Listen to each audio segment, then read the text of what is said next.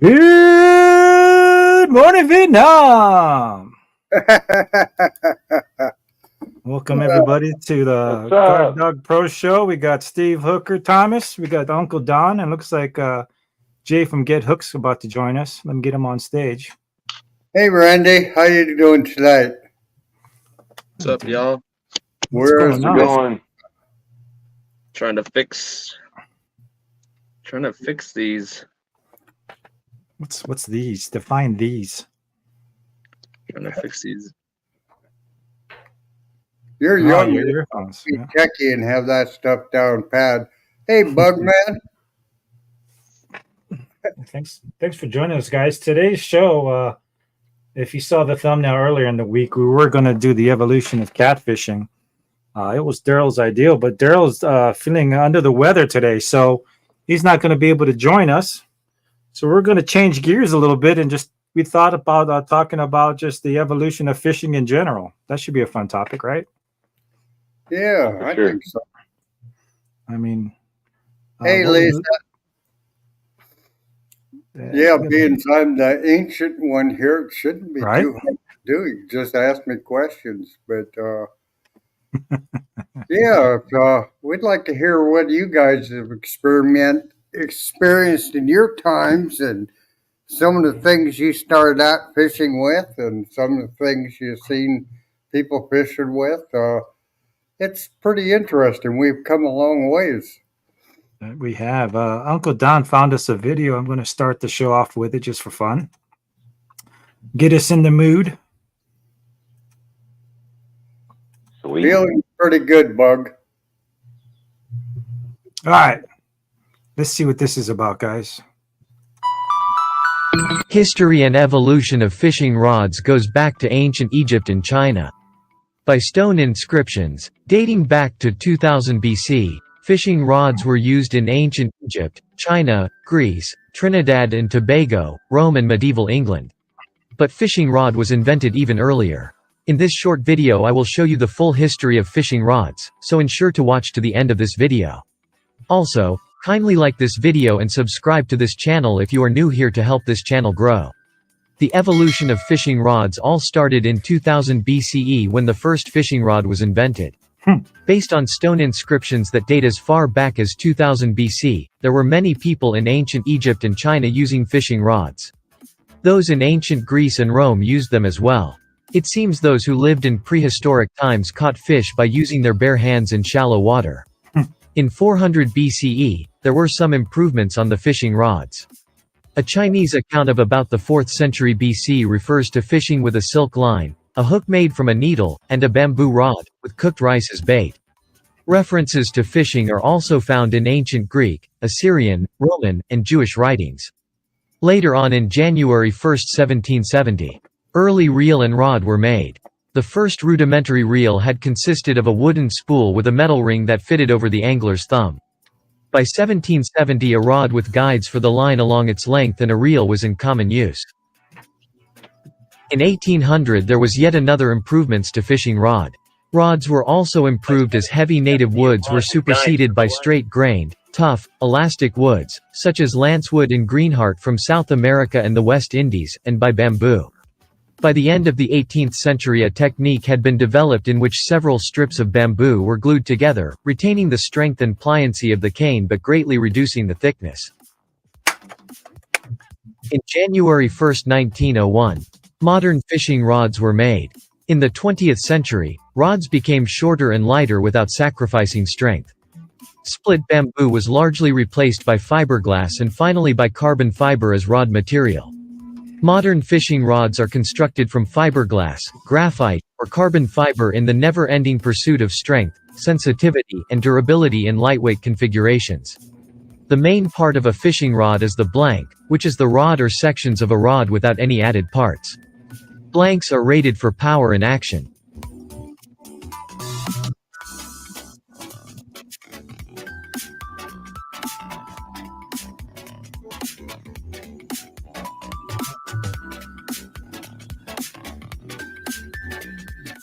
Finally, we have gotten to the end of this video. If you found value in this video, kindly like this video and share it with your friends. If you are new, Oh boy, that brings back old memories. Yeah, I didn't know. I didn't know it was that far back that they invented the rod. That's crazy. Yeah, Hey it's, guys, can you Uncle hear me? Don's collection. I can hear you, Jay. Okay. it's pretty wild. Tell us about your earliest memory, then, Don. Since you're the wisest of us all, what do you remember first using? Well, some of my first poles were mostly long willows or bamboo, scrap bamboo that people were hauling away, and we just used either baler's twine or back then there was all cloth woven line. There was no monofilament and stuff like that. Dang. So it's pretty thick. And then for weight, we would use little rusty nuts. And I've taken and bent safety pins to make a hook. Nice. But I'd carry a little box of those hooks, assortment of hooks in my back pocket.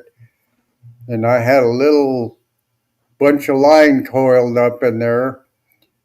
And whenever I got a chance to go fishing, I would go in and take my line and tie a hook to it and find myself a rock or a little rusty nut on the farm to make it work. I'd find a little piece of wood and whittle some grooves in it on the end so I could use it as a bobber. But we'd also use the little like medicine bottles, or now they use them for alcohol, the little shot glass ones. And we'd tighten the lid down and tie the line around the grooves and use those as bobbers. What'd you use for bait? Most of the time it was any bugs we could find, crickets, grasshoppers, worms, any type of bug that we would find on the farm walking through the grass. We'd catch a whole bunch of grasshoppers and then we'd keep them under our hats so we wouldn't have to look every time. But loved catching those big flying ones, but man, they were hard to catch. We were just talking about that before the show started. We're talking about how just with a night crawler and an ultralight rod, you could probably catch a fish anywhere in the world. Yeah. I don't know what it is about sure. trawlers. But the light line seems to help even the spooky fish. So you don't want to go anymore. I mean, over the weekend, Friday, I went fishing with my brother, and he caught a 36-inch grass carp, easily over 25 pounds. And everybody on Facebook was asking us, "Oh my God, I've been trying to catch one of those for years. What did you use?" And they probably thought I was lying to them, like I was trying to keep a secret or something. But I was like, no, it was just a night crawler. My brother just wrapped it around the hook a few times. It was a Carolina rig, 12-pound test, and just threw it out. So, yeah, you don't need as far as we've come, you can still go back to the old basics and they still work. Sometimes they work the best. Sure. Way back, they were excavating some old Indian sites along the Missouri River, and they found the rocks from the heads of the freshwater drum they were catching. And by the size, they figured the drum were close to 300 pounds that they were catching back then. Jeez Louise. They used braided grasses, leather, and different types of bone for hooks. And on those type, they kind of would let them soak, so they swallowed it really down in their gullet before they would uh, be able to pull them in. Yeah, Well, right. That's what I had. I had a little piece of stick and a string on it. I'd I throw. remember cane poles. That's as far back as I can remember using a pole was cane poles for sure. I Yeah, think my first fishing ever. We were growing up I grew up in Hawaii, and there's a lot of little rivers all over the place. And I remember catching them with my hands, catching them with a cup. Every once in a while, we could find a small, like even an aquarium net. And that was my earliest fishing recollection. And then I remember cane poles. So that's as far back as I can think back. That's into like the 70s. yeah, it must have been quite a sight watching us try to work a stiff piece limb that we cut, piece of wood, Right? and work it like a fly rod so we could get more line out. Right? But there was always that challenge to get more line out, and we'd flip it out as far as we could. And for the catfish, I mean, we used to catch catfish so fast, just throwing it out and holding it out there, letting it sink, and waiting for them to bite. But the first pole I got given to me by my grandfather when I was probably a high school freshman was a metal pole with stainless steel with a old Johnson spin cast. Talk about lightning rod, huh? And that thing was Zap my you. pride and joy. I mean, I didn't think there was anything. That was the first pole I really had with a reel on it. And man, I tell you, I'd go out in the yard and cast for hours with an old can opener church key on the end, Right? accuracy and distance, and just for hours, just cast and cast and cast. And the first bait casters, they had no drags or nothing. If you Right? didn't It's know how to right? your spool, you were going to pick a lot of rats' nests out. And when you reeled it in, it was kind of, you used your thumb to, like the pike, you Yeah. get in close, they take off. You better be ready to let your thumb off. And I've burned my thumb a number of times where you can't just let it go; it'll backlash on you. So you got to Right? keep it on there. And if it's a nice sized pike, your fingers just get hot Jeez, when you hit the wet lines first. that's madness. It'd be fun though. I fished with those for a lot of years before I ever got my first reel with a drag on it because that was upscale. I couldn't afford stuff like that. Did And that first reel you had, Don, was that did that even have like anti-reverse, or did it just spin? no, it just play. You open up there, couple gears in there, and that's it. Yeah, Jeez. it wasn't nothing inside there. Usually was a clicker, and, Right? and Right. I'm just having a clicker on all my reels. But Right. That's what I like no, about my bait caster. It's fun to have that clicking thing when the fish yeah, runs once off you with learn it. how to use one of those, you can master the new ones real easy. But Pretty I nice. still screw them up. I Yeah, I also remember in Hawaii. I think the bigger. Once again, we're talking about modern equipment and evolution of fishing in general, though. But I remember the big thing over there, and I'm sure it was across the world, was nets. Everybody threw nets. Hawaii was big on throwing nets to catch fish. They also did a lot of spear fishing. So yeah. I can imagine back in like the caveman days, maybe that's when spear fishing started as well. I don't know, but And yeah, figure out an easy way to kill them. yeah. I mean, back then though, there was no sport fishing, right? We didn't fish for sport, right? There was no To eat. there's no catch and release. You catch everything and you eat it or give it to neighbors or something, right? There was no catch and release. So spear Yeah, The fishing, none. whole, channel traps and stuff. People, it hasn't been that, for me, it hadn't been that long ago that people were still using those a lot. And today they still use these channels to channel salmon in to catch them. Sure. The spearfishing went from a fairly basic barb on a pole to a little bit fancier things, but a lot of the same. It's just, you listen to the preppers, they're all going back to the way they used to do Sure. them. And when you think about carp and pike and trout and stuff, it makes you realize that, yeah, I bet you they could catch them by hand. There was more of them. They probably weren't as skittish, and it took a lot of practice, and and time and patience. But we don't got patience anymore today. If we don't get a bite in 20 minutes, we leave. No, that's the truth. That's you try true. to take the young kids now, and they're like, "Okay, now what?" I'm like, "Well, this is the part where you have to wait." It Yeah, just doesn't happen instantly. all the different types of line. I brought up with mostly just cloth line, and I remember, Now offline now is called what braid. yeah, The yeah, original braid. Basically, but similar. Yeah. So yeah, what was good then still works today. What about Yeah. you, Steve? What do you remember growing up there? What was your first recollection in your personal evolution of fishing? dude. I had started with just a regular pole that was my uncle's, with the old bell, just the regular Zepco reels, Okay. Yeah.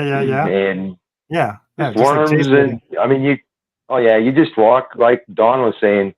We'd grab the fishing poles, and as you're walking down, you're picking up rocks, seeing what's underneath them: grasshoppers, crickets, centipedes, whatever you turtles. found. That was Yep. bait. Hmm. And then once you graduated to like a Jake's lure, that's when you thought you were a man. You're like, "Yep, finally getting this down pretty good." I mean, even then, Yeah. you could go out fishing for just, the hooks were cheap, everything, but they lasted. Like you didn't, the stuff now you go buy them kind of pre-tied, first cast, Oh untied, no, that's crap. cheap, tied crap. But back, everything was quality. Nowadays, everything's just a throwaway. Especially the reels, right? The Basically. reels, you could buy one reel and it would last you. It would be passed down to your kid, right? You got a reel from your dad. That's how good the reels were. Now you buy a reel. Heck, you're lucky to get 1 or 2 seasons out of it, and it's kaput. Yep. I I got one one my great passed down to me. grandpa gave me.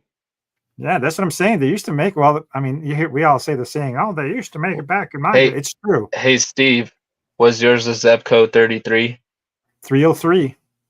Wasn't it a 303? Isn't that what the first? The Zepco 33? That's what I started That's with. what- Yeah. That's what I started with right there. Yep. Then I I moved remember- on to You're as old as I am, almost. I remember we used to have because we were poor and in Hawaii, you're more likely to find these giant ocean reels, right? Like size, I don't know, whatever size, right? And right. you look stupid there. It's like you're setting up a winch or something. Those things were so big. But that's all we had to fish with. So we're trying to catch tilapia with like a size, I don't know, and it's big enough to catch a shark. Looking stupid is all on the side of the road, but we were kids. We didn't care. We're lucky to have a reel at all when you're poor in Hawaii. Yeah, What about you, Randy, Jay? What do you remember, Well- Jay? What's your first setup there? a long way. Well, I started with this Zepco 33 right here. Is that the original? Yes. Wow. I don't have. My grandfather passed this down to me. My great grandfather passed it down to my grandfather, and then he gave it to me. Dang, dude. So I That's grew like up using antique. this. Yeah, that's why it just stays up on the shelf. That's pretty Then cool. growing up, I moved on to this, which is the 205 spinning. This is actually my pole from when I was a kid. That's crazy, dude. Yeah. Yeah, just like Steve said, the basics, just getting the crickets, getting grasshoppers, whatever you can catch, on the way to the lake. Mostly my grandfather used to zap his grass and get all the night crawlers out of there. So that's what we had as bait. So we would sit out there, catch them, pluck them out of the ground. So yeah, it was pretty fun doing all that. And next day we were on our way to the lake. There was times where my grandfather wouldn't even let us go home. He would just sit there and, nope, we're not leaving until we catch the fish that I want to catch. I'm like, but I'm not catching nothing. And then all of a sudden he's like, well, you're not throwing. Yeah, he's like, I don't care, So, but you don't catch, you don't eat. Exactly. That's what he would tell me. He was like, this is a survival skill. You don't catch, you don't eat. So yeah, I remember. Those are the good old days, man. I miss those days. Oh yeah. Yeah. So you know my what? grandfather don't want to go fishing with me no more, so it's all sad. right. Well, no, sad. He's getting old with dementia and stuff, so it's like it's even more so time to take him out, right? Yeah. Yep. Hey guys, we're gonna play a quick video here. I've been editing all weekend for Monty for a new video that he wants to use to go retail with. This is you're the first guys to see it. It hasn't even been seen outside of the editing room between me and Monty. But tell me what you think here. There we go.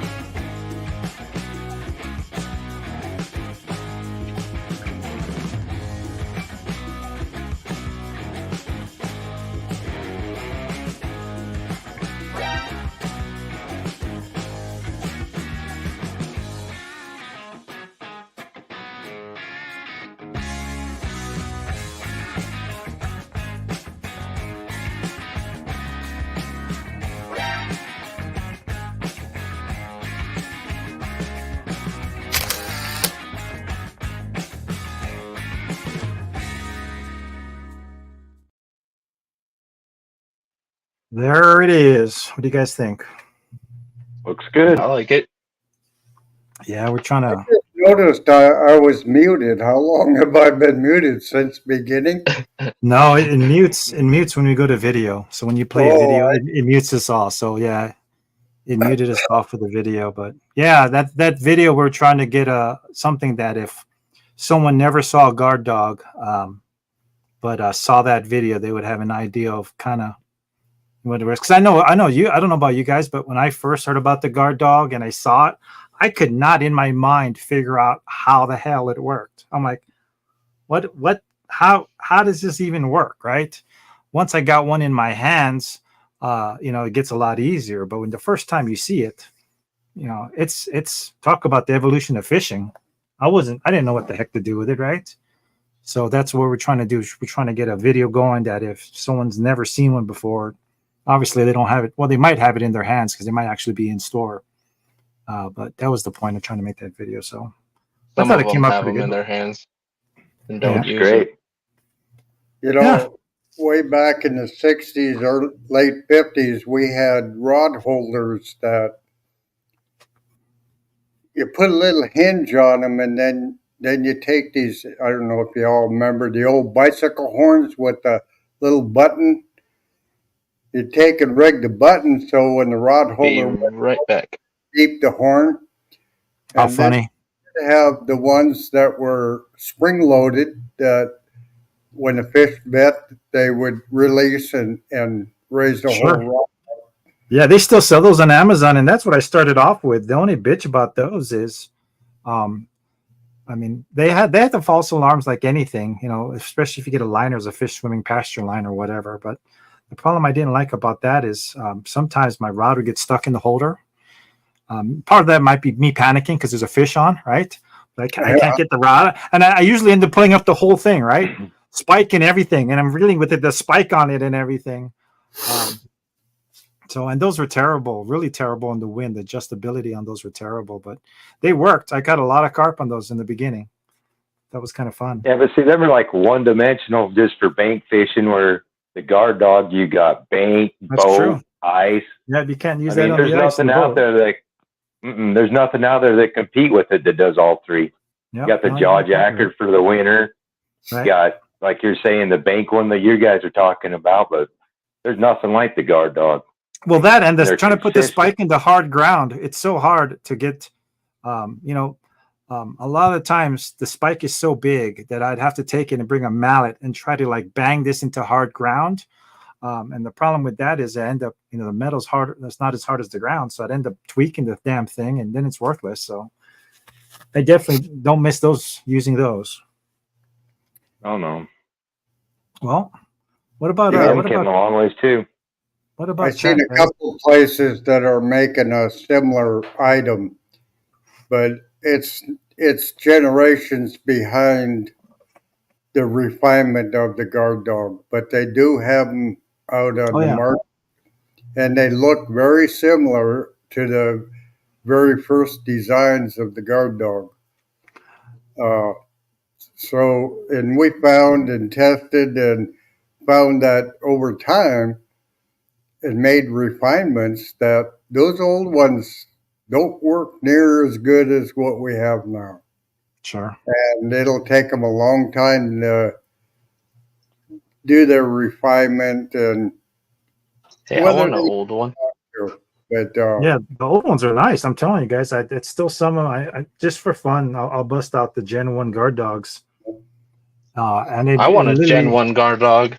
You've seen them before. They're just wire bent, with yep. a little, and but man, I caught so many fish on that thing. It that started the fire for me for sure. The first day I got introduced to that one, I thought Randy was gonna hook me up with one. All right. Dude, that was limited back then, bro. Only had, look, this is what I have from what Uncle Don's talking about. Yeah, no, shit, I got those. I haven't used them in moons, but they're fun. The fun part about that is when it does go off. You got this giant pole flying in the air, right? Yeah, you can't miss that. Cool. Even if you're drunk and not paying attention, there's this big pole flying in the air. So I used to enjoy those. We used all Can you imagine on them 14-footers? Right? Go get smacked. What were you saying, Don? We used all kinds of bait indicators. The popular one was hang a bobber about 3 feet below your pole, and then you could watch it. But again, you had to watch it all the time. Sure. Where the guard dog, if you miss that bite, it's there for you. Hey, Solo. Katie, good to hear you got your power back on. It's been a lot of evolution in fishing. I think it's because the fisherman's got so much time to sit and think while he's waiting for a fish to bite. Comes up with all these wild ideas. Well, we all know. That's everybody knows. More truth.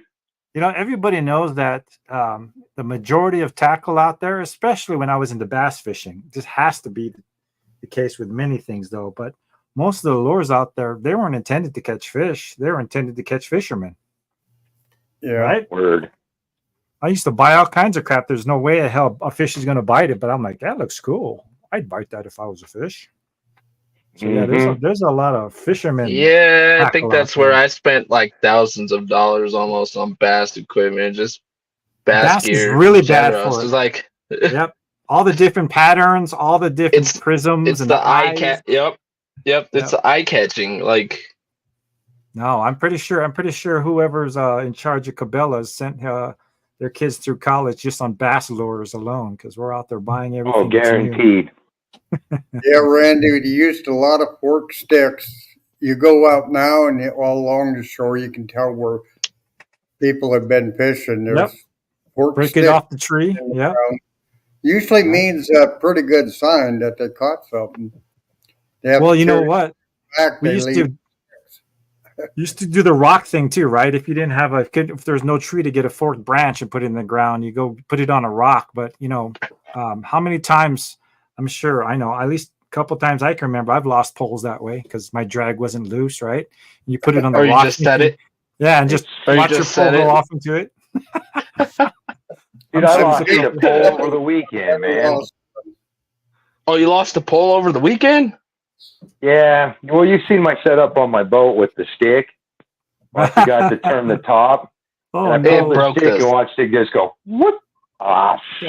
Oh, is that a My good little one? ugly stick, my ice fishing one. Oh favorite one. no! Oh, yeah. That I got to go sucks. get another one. I'm so bummed. I have Oh, well, a I guess friend that that's part of fishes. it. I have a friend, Michael Masacampo, who fishes in Colorado Springs, and he fishes big carp. And he has, I used to laugh at him, but he might have something there.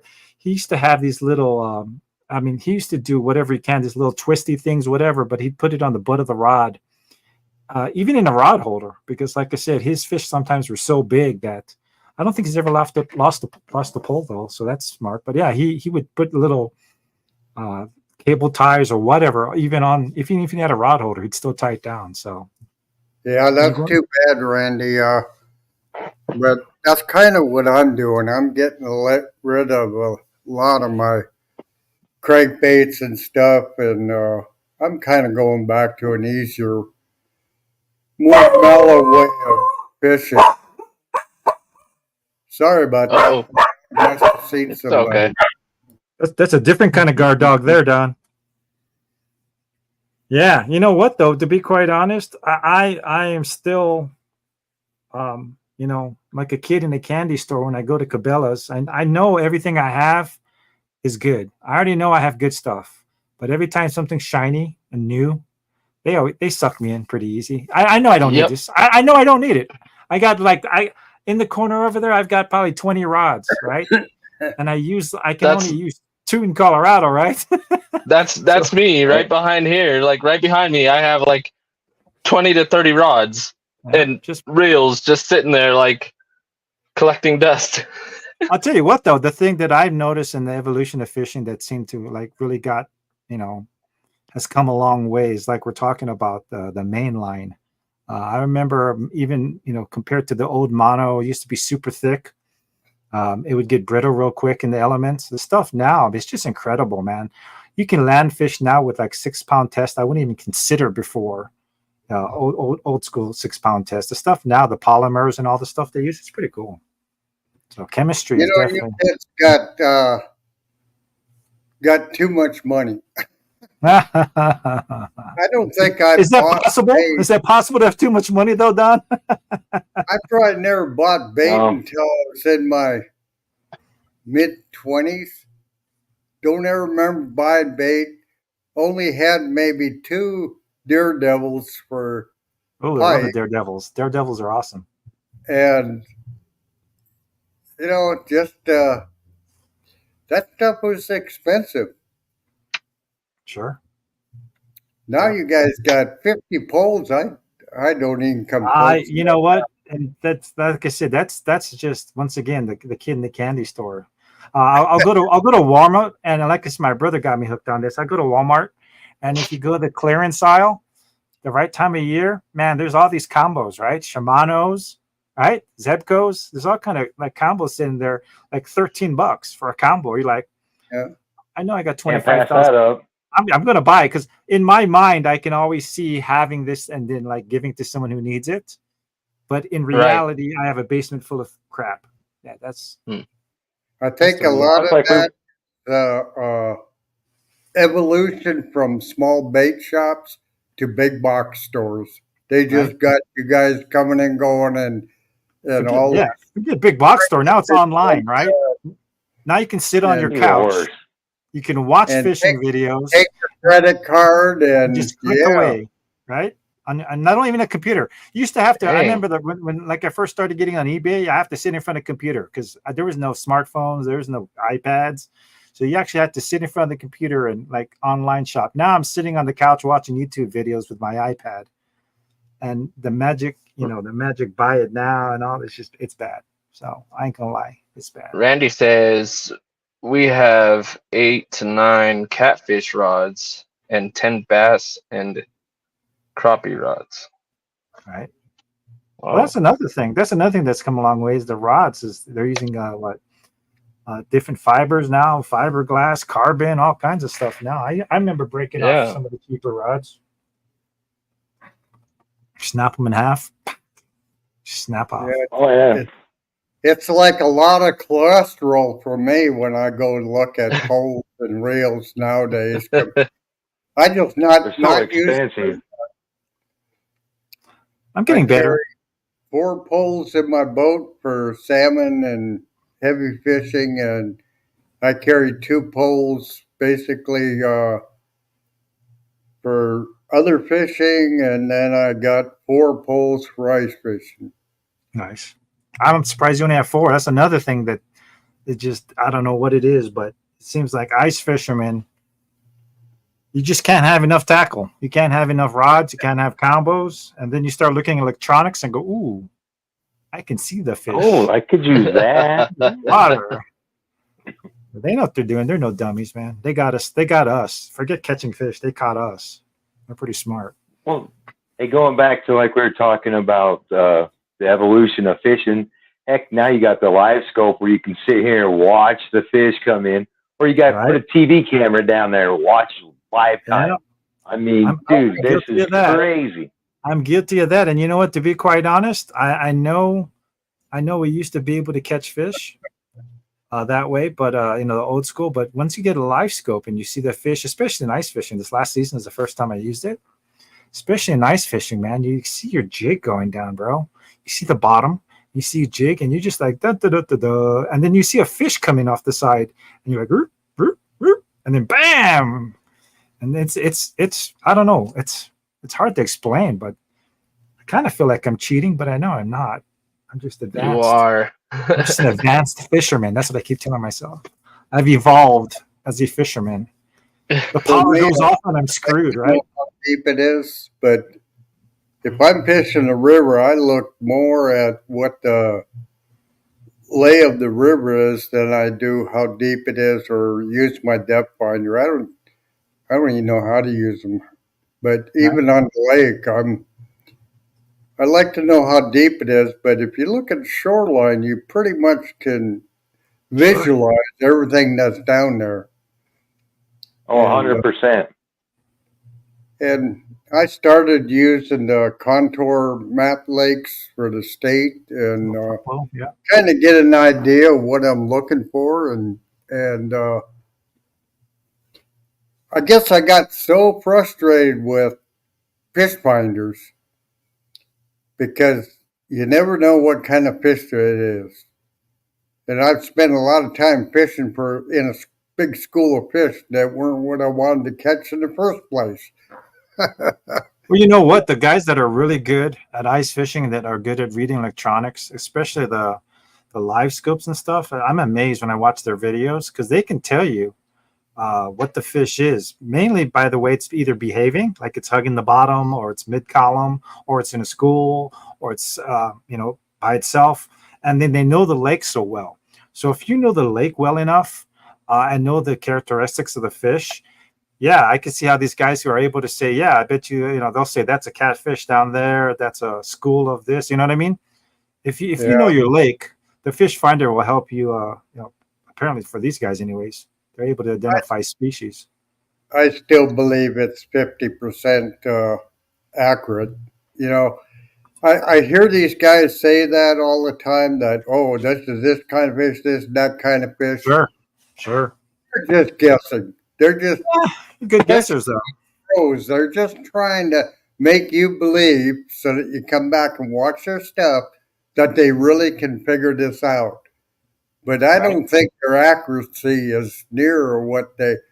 If you watch them, they'll go out to a lake and fish a week to get that half-hour segment. And it sounds like they really know what they're doing. They're really cooking, but they've had to work damn hard to get that segment together. So, take it for what it's worth.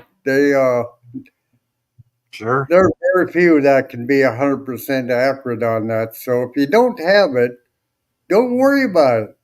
Just enjoy what you got. This is true. Looks like Mr. Swain was saying that about contour maps. It brings back, my memory of when I first got to Colorado. You go out and buy that Tour big map? Tour white guide? book with the like waterproof pages that has all the topo for all the major lakes. And man, we used to like try to find where the depths are and where the lines were closer because it's a quicker drop. That's what the topo maps mean. The lines are closer together.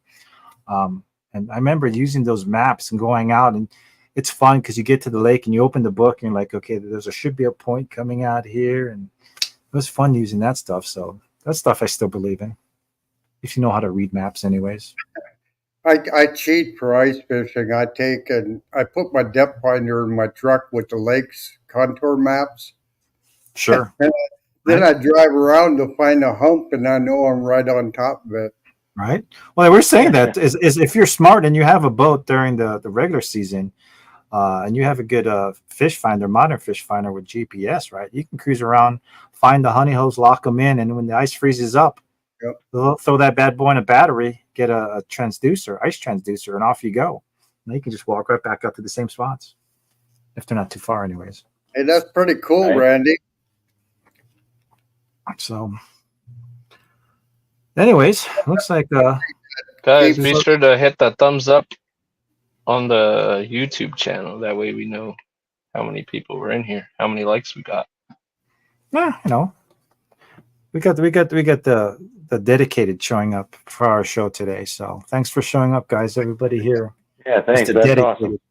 awesome. Yeah, it's fishing keeps me going back because by the time I get the answers to all the questions, some dumb fart comes along and changes all the questions. Now my answer don't fit because it's always changing. I can't speak fish, so You're not a fish whisperer? I thought you were, Don. yeah, it makes it so exciting, that you just think you really got it together. You think, oh, I got all this modern equipment. Oh, I'm going to be able to feel it and everything. And them old fish will still come up and throw you a curve. And I think that's what enthuses a lot of people at the beginning of our fishing careers. I think that's what kept us all in there. And it will for a long time to come. No, I truly believe Sure. that with all the modern things that are coming out, in some situations, it could make you more productive. I mean, guard dog's a good example, right?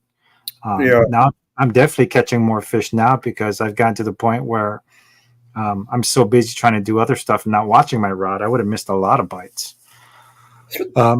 So I definitely think that evolution there's good evolution and there's some kind of evolution where you're making us a little lazy, right?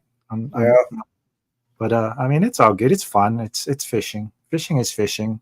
But I find myself going back to the older stuff a lot too, especially with ice fishing, man. Everyone who ice fishes knows that, like I said, to keep up with the modern ice fishermen, you're dragging around 200 pounds of gear easily. Oh, at least. You got batteries and fish finders and battery operated augers, and it goes on and on and on. So there's definitely something to be said about going simple, going with the basics. Brutal. Ice fishing. I mean, like I said, I say it now, and I'm like, I don't know if you see it, my left eye is like twinging because it's a love-hate relationship for sure, man. Yeah. You can have so much fun, but you can have just so much pain. The pain. Oh, she's a kid. Be brutal.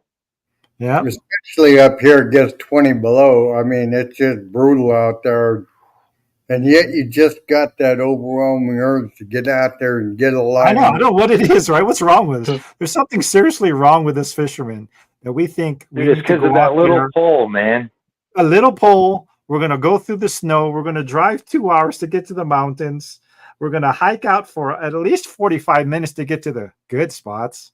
We're going to drill through the ice and hope we don't fall through. And then we're going to sit there and hope that the fish are under us, right? Like a little For less. hours. For hours, right? You know what? Thanks, Randy. I'll be quite honest here. When I first got here, I must have been the only Filipino on the ice. And everyone just looked at me and go, what the hell is your problem? I don't know what my problem was. And then when should be I on the first bank. when I first started ice fishing, I seen a bunch of Asians on the ice. Yeah. Like, I don't know, dude. They come to Colorado, we come to Colorado, and while we're on the ice. But that's how desperate you are to fish when it's winter, right? There's nowhere else to fish unless you're playing on your couch on your PlayStation. You got to go out to the ice. But Dude, I ice fishing's my favorite. yeah, Hope that with evolution of everything, making us more productive, that doesn't kill our fisheries. right. But with catch and release getting to be more popular, but even then, a lot of the catch and release fish will never survive. Sure. And if you watch people around you, they're catching and releasing, but They come those floating up later, right? haven't got a very good chance of surviving. Yeah, especially, you know what I mean, this came up to is like, a fish swallows the hook, and I'm using big circle hooks. I'm using a guard dog that sets it off on the first bite, but somehow some fish just want to swallow that hook, Yep. and you can't even see it. And I'm like, well, crap, what do I do with this? You know what I mean? Because if I cut off, now this fish is swimming around with a hook in his throat, his esophagus, and people are like, oh, it'll dissolve. I don't think so, man. Not in that fish's lifetime, right? I don't know. Well, that's what DNRs told us to do here in Utah. They said if they gut it, they have a higher chance of survival if you just clip it and let them Right. swim off. It'll be a higher versus trying to pull it out. Right. I'm with you. I'm like, really? Are really? you sure it's going in? It's like a big old hook I did stuck in his throat. I don't know how long. How's he going to eat after that? It's like blocking his entire Right. throat. But whatever. They I mean, say, I'm no expert. They say 4 to 5 days their stomach enzymes will dissolve Really? it. With a That's- snapping turtle, it's only 2 to 3 days they'll dissolve it. well, that's good. However, with all the evolution into new materials, I'm not sure this study is up to date. So I Right. agree with Randy that, they may have to revisit that and redo their studies Sure. on whether they will with new The materials. titanium hooks. You're going to tell me that's going to dissolve? It's titanium. Yeah. You know what I'm talking about? RoboCop's made of that. Who are you kidding?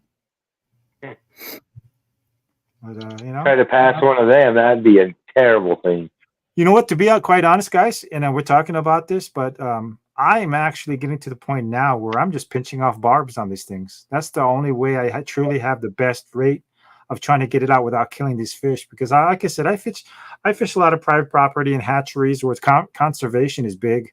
I don't want to hurt these fish. I want them to grow and mate and have babies, and other fish people can enjoy it and they get big. So I'm getting to the point where I'm just pinching off barbs. If I lose it, I lose the fish, but I don't know. That's just me. I don't want to hurt any fish. I'm not here to hurt fish. Good drag and a good ability to reel in a fish, it won't decrease your productivity very much, but you'll still have the fun of fighting them. Sure. I think that's Yeah, even for more sure. fun, right? More fun fishing barbless. I mean, I can get it because, like I said, there's that added, oh my gosh, You got to There's be a no little more harm. careful. right? Oh, So yeah.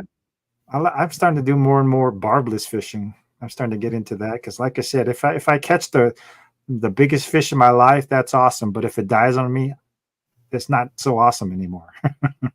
Kind of ruins it, right? True. So I'd rather get away because I went barbless than me catching it. My in the fly fishing days kind of got me into that because I did all barbless when I was fly fishing, and just get a quick hook on them, and keep the tension. yeah, Yeah, that's why you got to get. It's all about keeping the tension, getting your rod up high, Yep. trying to get this fish in before fine. I'm fishing. What's cool now is I'm fishing a place now where there's big fish, but the reason there's big fish is because there's big snags. I'm sure you guys can relate to this. And the fish, High if risk, high anyone, reward. yep, anyone who doesn't fish may not believe us, but these fish know where to go. They know what to do the second they're hooked. You can't tell me they don't.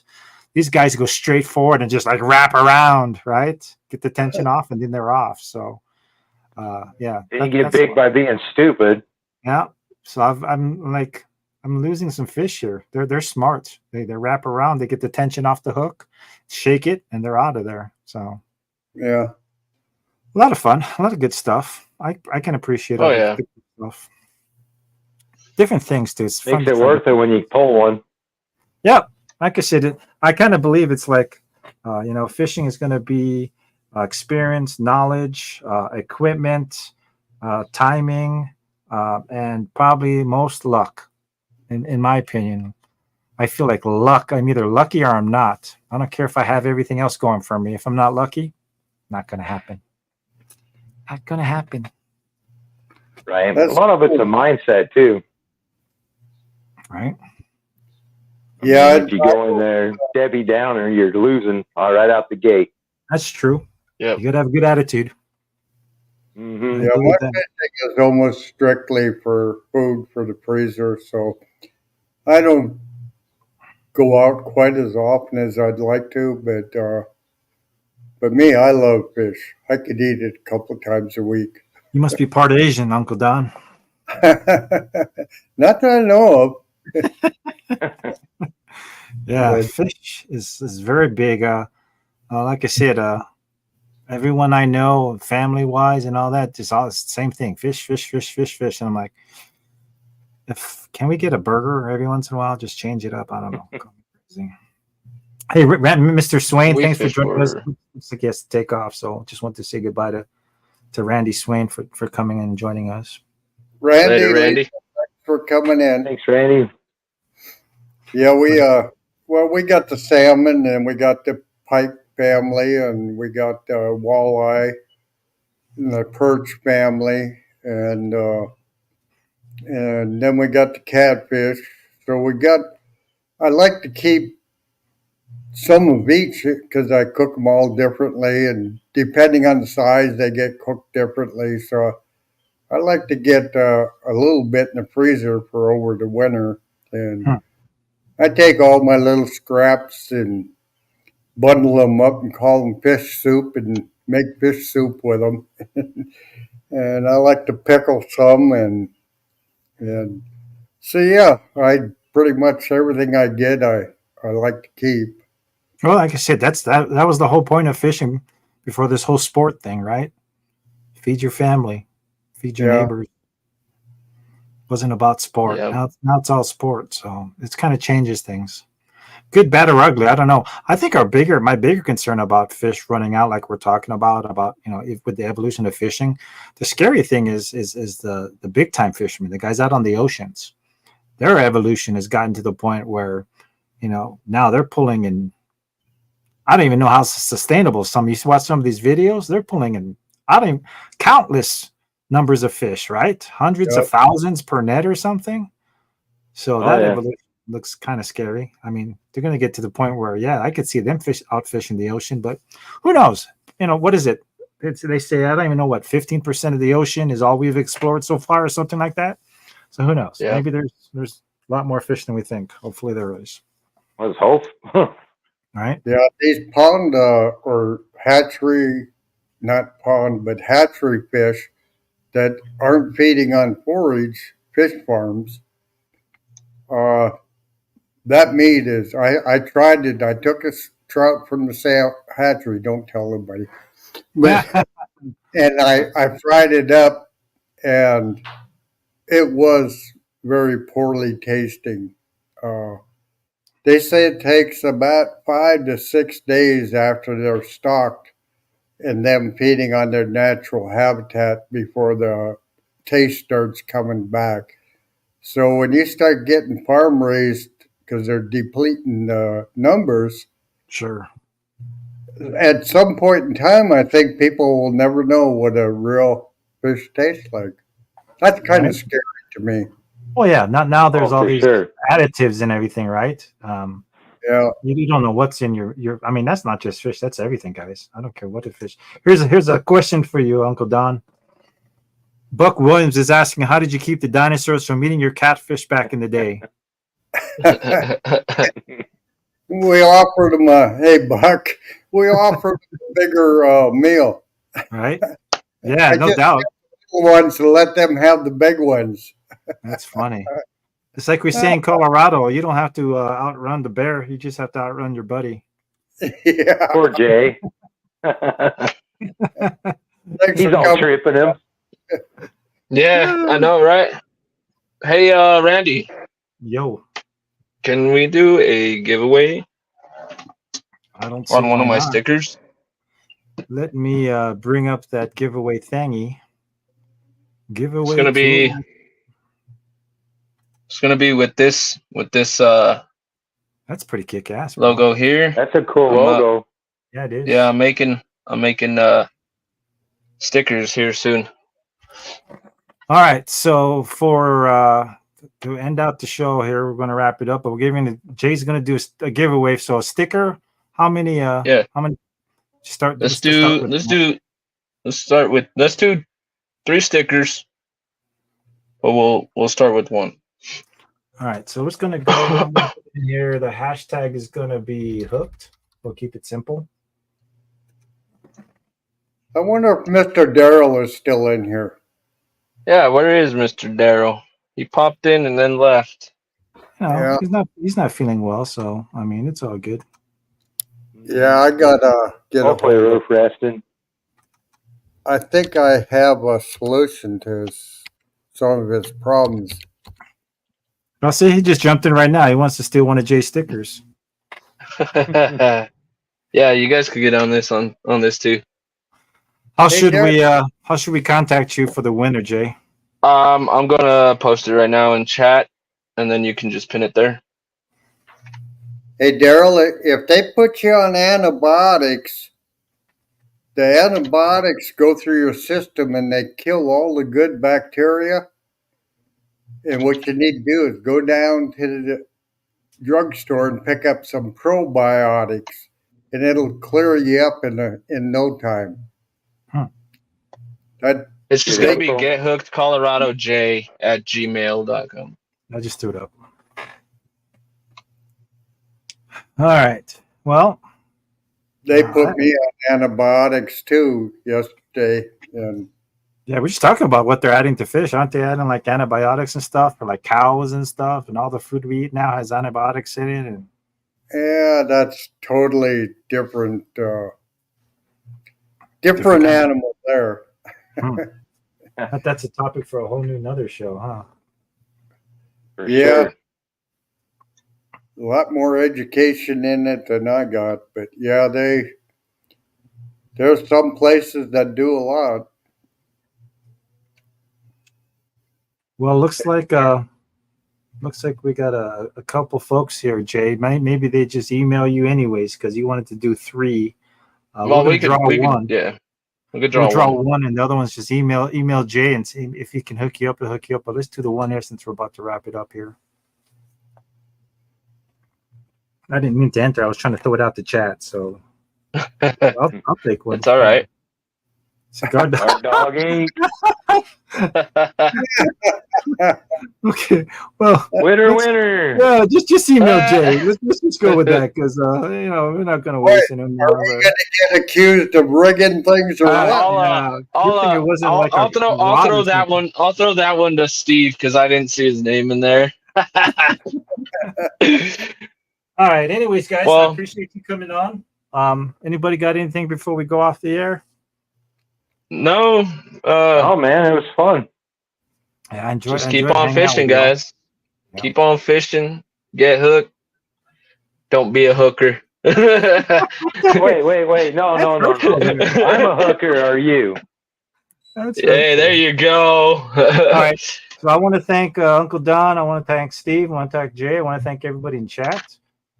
maybe we'll pick up the topic of the evolution of catfishing when Daryl feels better. Go into some details on that sport. But until next time, thanks for joining All us. right, y'all. Welcome. Thank you for coming in, but we're already splinter. Peace. Peace. We out of here.